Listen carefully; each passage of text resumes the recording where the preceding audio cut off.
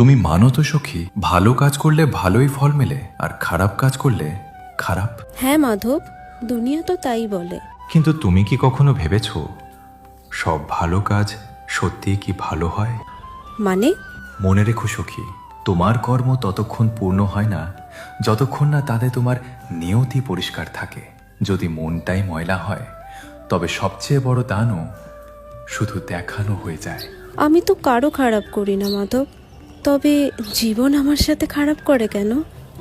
সখী, কর্মের নিয়ম খুব সোজা হয়, সেখানে দয়া নেই, পক্ষপাতও নেই। তুমি আজ যা ভোগ করছো তা তোমার আগের কর্মের ফল, আর তুমি আজ যে কাজ করছো সেটাই তোমার আগামীকাল লিখছে। মানুষ ভগবানকে দোষ দেয়, কিন্তু খারাপ কাজ করার সময় তার পরিণামের কথা ভাবে না। কিন্তু একটা কথা মনে রেখো, কর্মের ফল দেরিতে আসতে পারে, তবে যখন আসবে তখন কাউকে জিজ্ঞেস করে আসবে না। আর ভুলটা তখনই বোঝা যায় যখন শুধরে নেওয়ার সময় পেরিয়ে যায়, বুঝলে?